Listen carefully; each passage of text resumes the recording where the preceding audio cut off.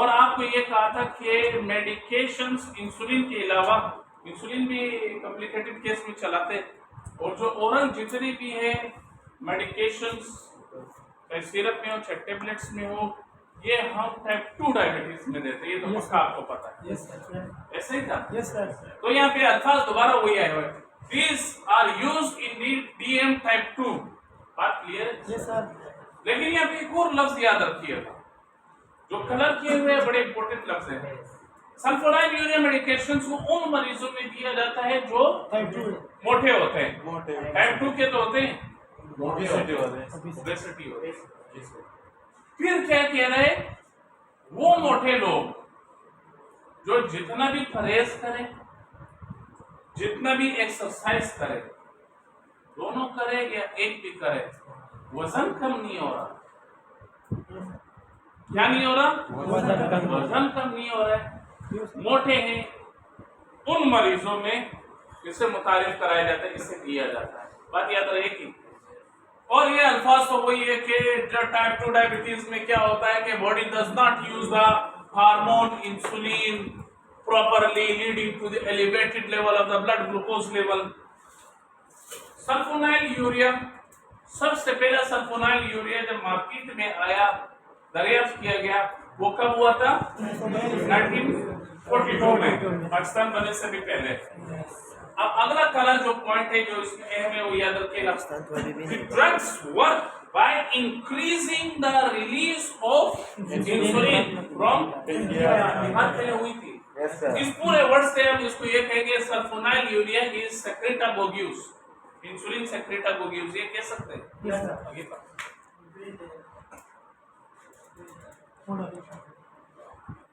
Sulfonyl urea are the insulin secretagogues, clear है, that act through specific receptors, क्योंकि cells के ऊपर receptors होते हैं या सेल के अंदर होते हैं, उन्हीं से जब ड्रग्स मिलता है तो उनके अंदर एक्टिविटी कराते हैं, चेंज लाते हैं। एगोनिस्ट और एंटागोनिस्ट वाले दो रोल होते हैं मुख्तलिफ, सही हो पढ़ा है पहले से। Through specific receptors which is linked to a potassium channel on the surface of the pancreatic beta cells. वो हमें पता है कि बीटा सेल ये रोल अदा करके दे रहा है, potassium transport, trigger insulin secretion. जब ये ड्रग जाता है हमारे ब्लड के अंदर, फार्माकोकाइनेटिक्स याद आ रहा है? Yes sir. फार्माकोकाइनेटिक्स से जाता है पेनक्रियास के अंदर, आइसोलेट्स ऑफ लैंगरहैंस के अंदर एंट्री करता है, वहां पे बीटा सेल्स के पास जब जाता है तो वहां पे पोटेशियम चैनल होता है, तो वहां से एंट्री मारता है, फिर वहां से क्या होता है, इंसुलिन निकलवाता है। देन ये वही सेक्रेटागोग्यूस का एनी सब्सटेंस या substance which promotes secretion is called secretagogues. इसकी सल्फोनाइल यूरिया के साइड इफेक्ट क्या है? एक बात याद रखिएगा, जब ऐसी दवाइयां जो हाइपरग्लाइसीमिया को कम कराती है, फिर हाइपोग्लाइसीमिया करा देगी। अगर ज्यादा दिए जाए तो क्या होगा? हाइपोग्लाइसीमिया करा देंगे। तो कह रहे सबसे पहले साइड इफेक्ट इसका है हाइपोग्लाइसीमिया करा सकते हैं। Sign of the low blood sugar, hypoglycaemia, low blood sugar के साथ क्या क्या चीजें होती है बंदे में मिलती है? स्वेटिंग होती है, चक्कर आते हैं, कंफ्यूज होते हैं, नर्वस सा होता है। ये सारी अलामात, ये 4 अलामात याद रखिएगा, स्वेटिंग, डिजीनेस, नर्वसनेस, कंफ्यूजन, ये सारे मिला के हाइपोग्लाइसीमिया बताती है। हाइपोग्लाइसीमिया कराएगी, और क्या कराएगी? Hunger, weight gain, skin reactions कराएगी। बाजू का स्किन रिएक्शन से मतलब ये है कि बाजू का दवाई बुरी लग जाती है। And upset stomach, dark colour urine due to the medications, क्योंकि आपको पता है ADME सब खामोश बैठ जाओ, मुझे एहसानुल्लाह बताए, एहसानुल्लाह रोल नंबर 5, मुझे ये बता दो ये ADME क्या होता है, और ये हमने किस में पढ़ा था? वही नहीं बताओ।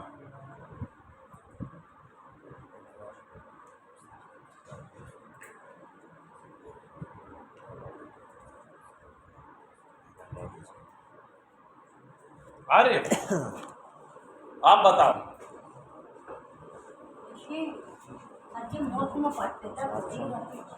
गनों के शफा भी नहीं देता है। गनों के एहसानुल्लाह गनों के वो शुम में Exhaustion, digestion,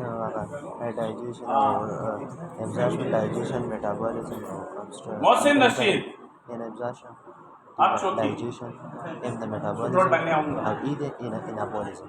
बताओ Engagement, यार इतना आसान इधर तो दोनों दोनों आवाज़ें उनको मदद करना आसान है नहीं सर क्या करते सब कुछ उनको मैं उन लोगों के हीरे उठा रहा हूँ हीरे 0 मीटर हीरे होते हैं तुम लोग इस्तेमाल वाले लोग हो तुम्हारी जरूरत ही नहीं है उन लोगों को जो हीरे है इस क्लास के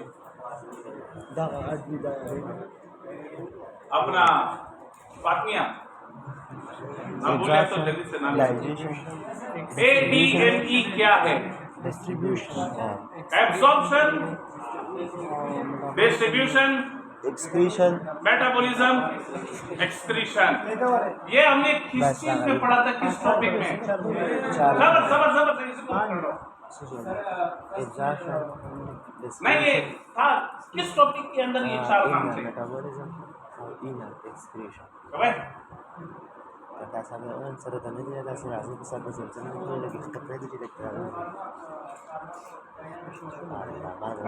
मेरे को काइनेटिक्स काइनेटिक्स का मतलब ये आखिर में ई बोला एक्सक्रीशन निकलता है तो हमने ये भी कहा था कि एक्स्ट्रा मेडिकेशन बाद में किडनीज के जरिए निकलती है तो जब ये दवाई जाती है तो एक कलरेशन छोड़ती है डार्क कलर जो लफ्ज का है डूब मरो बगैर पानी के तुम लोग जिसको नहीं आता था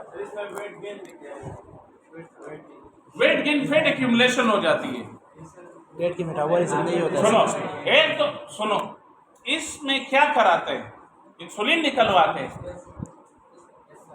इंसुलिन को ज्यादा बेचते हैं हाइपर इंसुलिनीमिया कराते हैं कि नहीं सुनो अब सुनो इंसुलिन जब जा रहा है वो कितना करा रहा है वो सिर्फ आगे रेजिस्टेंस अभी नहीं है उठा के पेन करा होता है इंसुलिन ने क्या 3 काम करने थे याद आ रहा है आपको ग्लाइकोजेनेसिस भी कर रहे थे लाइपोलाइसिस नहीं कर रहे थे सही है और क्या था प्रोटियोजेनेसिस कर रहे थे प्रोटीन भी एक्यूमुलेट करा रहे थे अमाइनो एसिड को भी डाल रहा है प्रोटीन को भी डाल रहा है यानी प्रोटीन वही है लिपिड को भी डाल रहा है फिर वहां जाके क्या होगा क्या नाम है ट्राइग्लिसराइड बनेंगे लिपिड मिलेंगे या ग्लाइकोजन बनेगा तो क्या होगा सारा स्टोर करा रहा है वेट गेन हो रहा है अच्छा यहाँ पे जो ये साइड इफेक्ट की बात की है ये ऐसा नहीं कि आज ले लिया और 2 दिन या 5 दिन दवाई ले लिया एकदम वेट गेन होगा ये मेडिकेशन सुनो ब्लड प्रेशर की मेडिकेशंस और डायबिटीज की मेडिकेशंस ये क्रोनिक बीमारियां हैं और क्रोनिक बीमारी जो है ना उसकी मेडिसिन 1-2 दिन के लिए नहीं ली जाती है तो ये जो साइड इफेक्ट आ रहा है ये लॉन्ग टर्म बेसिस पे आ रहा है बात समझ रहे हैं ये वाला जो पॉइंट है ये लॉन्ग टर्म पे आ रहा है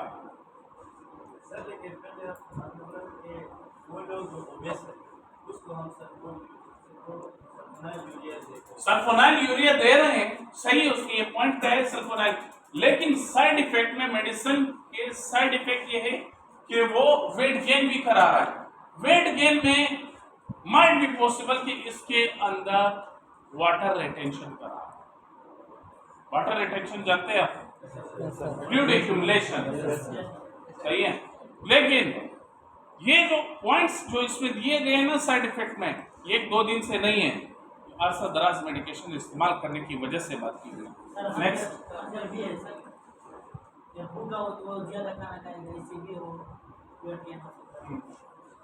सल्फोनाइल यूरिया की जनरेशन बनाई गई है राइट मेडिकेशंस और तेज मेडिकेशंस जो जनरेशन 1 की मेडिकेशंस है टोलब्यूटामाइड है टोलाजेमाइड है और क्लोरोप्रोपामाइड हो गया ये हो गया एसिटाहेक्सामेट हो गया ये सारी वो मेडिकेशंस है जो बहुत कम इस्तेमाल हो रही है आजकल उनको प्रेफर नहीं किया जाता है आजकल किनको देखा जाता है जो जनरेशन 2 की मेडिकेशंस है उन्हें ज्यादा प्रेफर किया जाता है उन्हें इस्तेमाल कराया जाता है सो टोलब्यूटामाइड क्लोरोप्रोपामाइड ये नाम इस वजह से पे क्योंकि आगे सारे जेनिक नेम्स भी है, सबके ब्रांड भी है।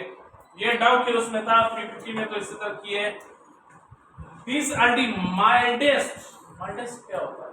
ये लफ्ज आया हुआ माइल्ड से, माइल्डेस्ट मतलब सबसे हल्की, ना होने के बराबर। Mildest one has a short duration of action, usually administered TDS या BD, ऐसा ही है TDS या BD।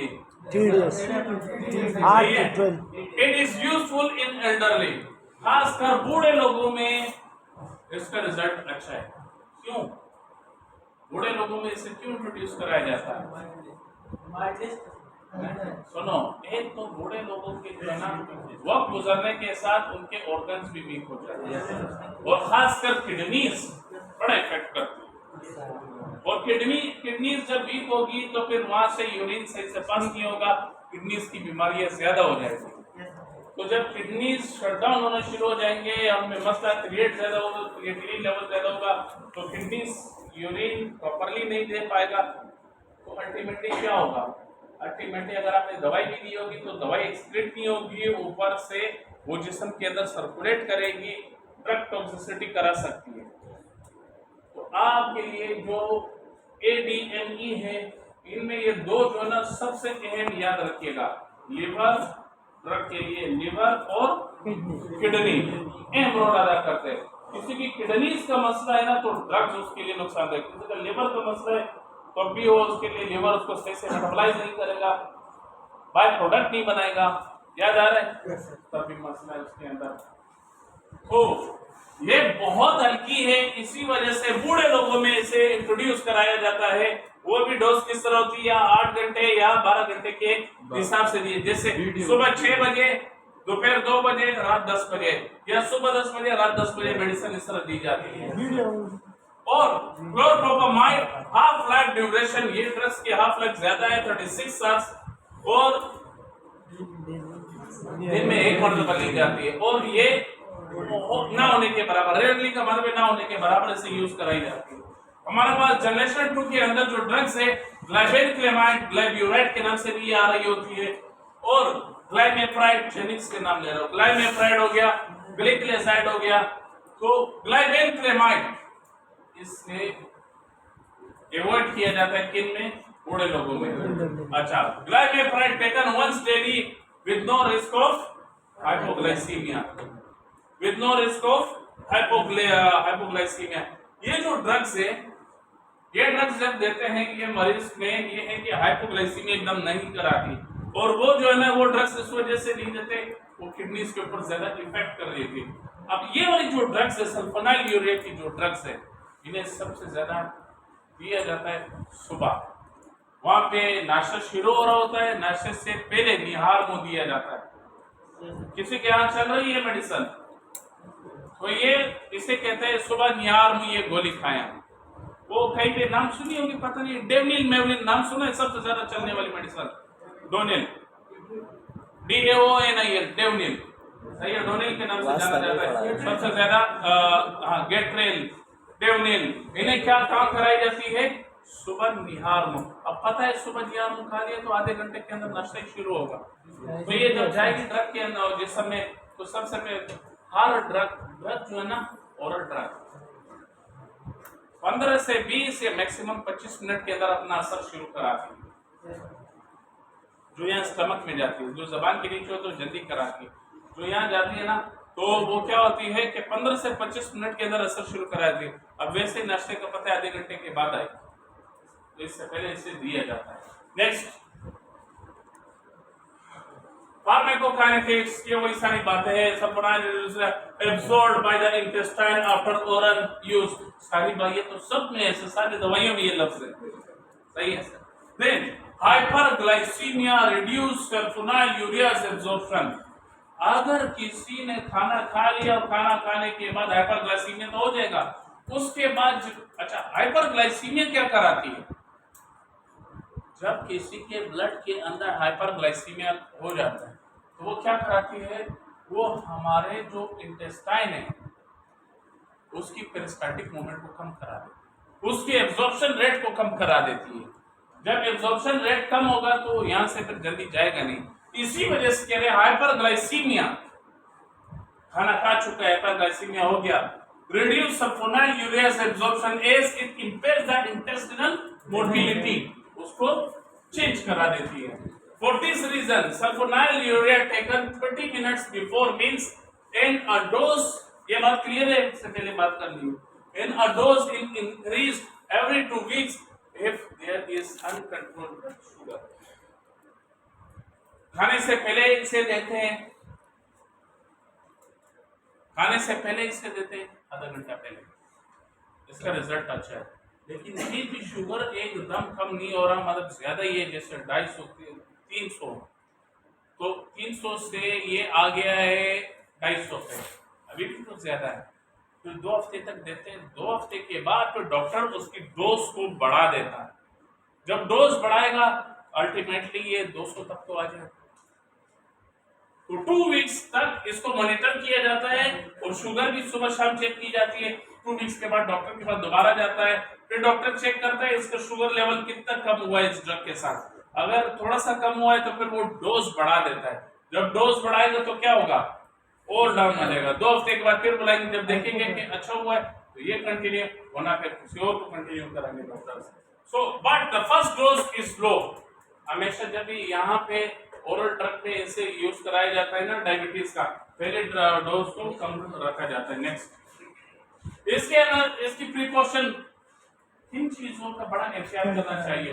पहली बात तो यह है कि टाइप 2 की मेडिसिन को टाइप 1 में तो इस्तेमाल ही नहीं कर सकते, कराना ही नहीं है, ये बात सही है। तो यहाँ यही बात की है, डीएम टाइप 1 में नहीं देना है, डायबिटिक कीटोएसिडोसिस में भी नहीं देना है। अब ये सर इम्तियाज आपको बड़े डिटेल से पढ़ाएंगे डायबिटिक कीटोएसिडोसिस क्या है, एक वीडियो भी अभी रिसेंटली बनाई थी। लिवर और किडनी डिजीज, अच्छा यहाँ पे ये क्या, लिवर और किडनी डिजीज, लिवर और किडनी फेलियर, लिवर के अंदर क्या क्या डिजीजेस हो सकती है, liver cirrhosis, hepatitis B C और जॉन्डिस हो जाता है, एक्रोमेगाली, जॉन्डिस के अंदर, जॉन्डिस के साथ फिर ये निकल आ जाता है एक्रोमेगाली, एसाइटिस होता है, वो लिवर के अंदर मसला तो उसकी वजह से वो लिवर सिरोसिस हो गया, हेपेटोमेगेली हो गया, फैटी लिवर हो गया, सही है। और इधर घूम रहा, उधर नहीं जा रहा, इधर पहले। अच्छा, फिर उसके बाद फैटी लिवर हो गया, लिवर सिरोसिस हो गया, लिवर कैंसर हो गया, हेपेटाइटिस हो गए, फिर ये है गॉलस्टोनोकोलिथियासिस, कोलिडोकोड्यूडिनोस्टोमी नहीं, कोलिडोकोलिथियासिस हो गया, ये सब पत्थर मत्थर इधर आ जाना जिसकी वजह से जॉन्डिस की कंडीशन हो जाना। तो लिवर की बीमारियों में भी बड़ा एहतियात किया जाता है। फिर किडनी में जाते हैं, किडनी में क्रिएटिनिन लेवल जब ज्यादा होता है तो किडनी शटडाउन होना शुरू हो जाती है, ये है हार्डोनेफ्रोसिस हो गया, किडनी स्टोन हो गया, सही है। क्या नाम है, नेफ्राइटिस हो गया, हाँ नेफ्राइटिस हो गया, सही है, ग्लोमेरुलोनेफ्राइटिस हो गया। एक और होता है लेकिन वो भी इसको बंद करता है, फिकोक्रोमोसाइटोमा, वो एड्रिनल ग्लैंड की बीमारी है, वो इसको डिस्टर्ब कर रहा है। फैटी किडनी, किडनी के ऊपर भी फैट्स आते हैं, बहुत ज्यादा हो जाता है। And pregnancy and breast feeding, इसमें भी इससे बड़ा एहतियात करना चाहिए। क्यों? प्लेसेंटा क्रॉस कराता है, प्रेगनेंसी में प्लेसेंटा क्रॉस कर सकता है तो क्या होगा, अल्टीमेटली बच्चा हाइपोग्लाइसीमिया में जाएगा। बच्चा हाइपोग्लाइसीमिया से मरता है, ये क्या है, breast feeding.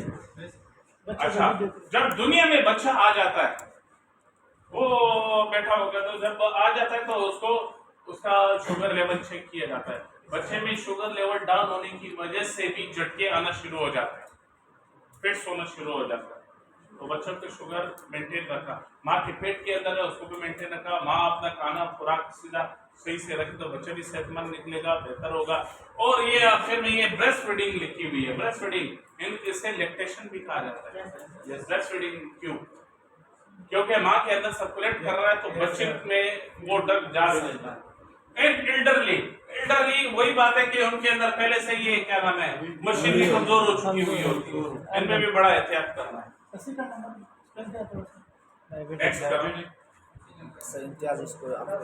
Bivonides, a group of oral DM type 2 drugs, पता नहीं क्या है, अच्छा, एक लफ्ज याद रखिएगा, हाइपरग्लाइसीमिया, शुगर लेवल का ज्यादा,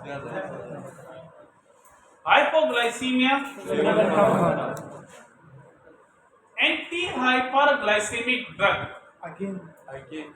यानी ऐसी दवाइयां जो हाइपरग्लाइसीमिया को इनको मैं इस तरह दूसरा नाम दे सकता हूं, मैंने कहा ये नाम हाइपोग्लाइसीमिक ड्रग्स, हाइपोग्लाइसीमिक ड्रग्स। और अगर ऐसी दवाइयां जो शुगर लेवल को बढ़ाती हैं उनको ये कह सकता हूं हाइपरग्लाइसीमिक ड्रग्स, ऐसा ही होगा। तो मैंने कहीं पे ये नाम आ जाए एंटी हाइपरग्लाइसीमिक ड्रग्स या फिर हाइपोग्लाइसीमिक ड्रग्स, पहले घबराना नहीं, ये लफ्ज से इंसान कमजोर हो जाए, भूल जाता है, वहां लिखा नहीं है। These work by preventing the production of the glucose in the liver and improving the body's sensitivity towards insulin, reducing the amount of sugar absorbed by the intestine. Next question.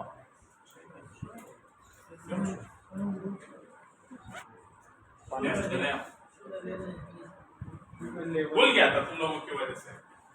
Biguanides decrease hepatic glucose production, gluconeogenesis. It decreases intestinal absorption of glucose. It improves insulin sensitivity by increasing peripheral glucose uptake and utilization, reduction of the plasma glucose level. बड़ी बड़ी बातें इसमें हुई है, समझ में आई है? अल्हम्दुलिल्लाह नहीं समझ में आया वो, फिर ये सुना मेरी बातें सुन, सवाब मिलेगा बाद में।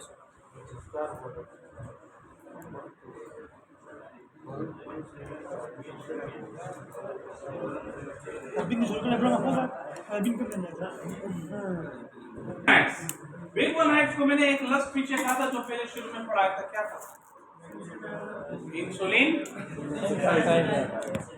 इंसुलिन सेंसिटाइजर जब देंगे तो वो इंसुलिन ज्यादा सिक्रेट कराएगा ना, उनको जरूरत होगी कि इंसुलिन ज्यादा सही है।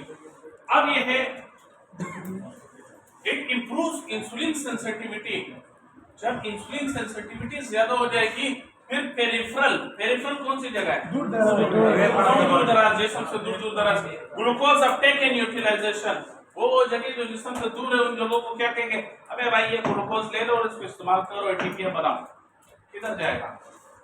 ये पेरिफेरल है, ये पेरिफेरल है, ये है ना, इधर मोटापा होता है तो क्या करेगा? इधर से अभी हमसे तो निकाल लो, ब्लड से निकाल लो, रख लो अपने पास, and reduce plasma glucose concentration करा देंगे या लेवल। अब यहाँ जाते हो, ये क्या बिगुआनाइड्स क्या करती है? अच्छा, मोस्टली जितनी भी सिवाय सल्फोनाइल यूरिया के, सल्फोनाइल यूरिया के बाकी जितनी भी मेडिकेशंस हैं वो आपने बाद में खुराक के बाद नहीं देनी है, ड्यूरिंग मील देनी है। क्या कहा मैंने? ड्यूरिंग मील देनी है सारी। ड्यूरिंग मील से क्या है कि वो अपना असर शुरू करा देती है, क्योंकि जब हाइपरग्लाइसीमिया हो जाता है तो हाइपरग्लाइसीमिया ब्लड के अंदर वो क्या कराती है? वो इंटेस्टाइन की मोटिलिटी को स्लो करती है। जब इंटेस्टिनल मोटिलिटी स्लो हो जाएगी तो एब्जॉर्प्शन रेट कम हो जाएगा, तो दवाई दी है तो उसकी एब्जॉर्प्शन मुश्किल से होगी। बात समझे नहीं? इसी तरीके से जो पेनिसिलिन वाले ड्रग्स है उनका मेरा ओरल सिरप, उनको खाली पेट देते हैं तो उनकी एब्जॉर्प्शन जल्दी होती है, तो वो क्या होती है? असर कराते हैं।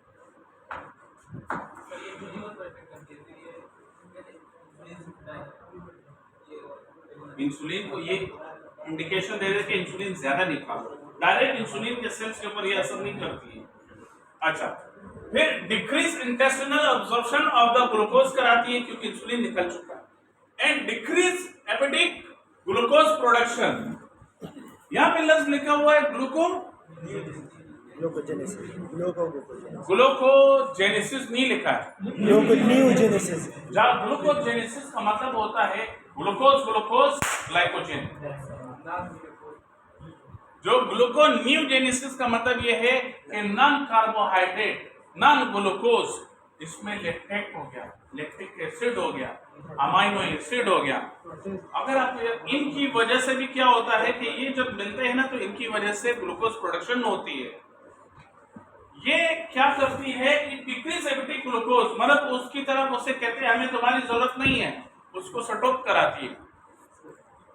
इन चीजों से फिर क्या होता है, इन चीजों की वजह से डायबिटिक कीटोएसिडोसिस का गेम चलता है, उनकी तरफ नहीं जाता, उनको रोक देती है, कहते हैं हमें आपकी जरूरत नहीं है, हमारे पहले से ग्लूकोज जो पड़ा उनको साइड पे कर रहे हैं। It decreases hepatic glucose production, gluconeogenesis decreases intestinal absorption of the glucose and it increases या improves insulin sensitivity, thereby increasing peripheral glucose uptake and utilization by the body cells. As a result of that one, we have decreased level of the glucose in the plasma. Next, इसकी side effect के अंदर सारे GIT के effects है। GIT में क्या है, anorexia, भूख नहीं लगती, डायरिया, मोशन होना शुरू हो जाते हैं, क्रैम्प्स, पेट में मरोड़ होना शुरू हो जाते हैं, नासिया, कच्चा कच्चा चीज, वोमिटिंग, बाजू का उल्टियां होती है, एंड मेटालिक टेस्ट, मुंह का ऐसा जायका बंदे को लग रहा होता है जैसे मुंह के अंदर कोई लोहा या ऐसा तांबा कुछ रखा हुआ है, मुंह का जायका सही नहीं होता। नेक्स्ट, कॉन्ट्राइंडिकेशन में क्या है, तकरीबन ये 2 पॉइंट्स पहले वाले की भी इसकी भी सबकी एक जैसी है। Renal disease, hepatic disease, alcoholism. Alcoholism वैसे किसके लिए मसला है, सबसे ज्यादा किसको खराब करता है, लीवर को, बाद में किडनीज को भी खराब कर रहा होता है। तो अल्कोहलिज्म जब कहीं पे यूज होता है ना तो ये ड्रग्स के काम को खराब भी कराता है, उसकी एब्जॉर्प्शन को भी खराब करा रहा होता है।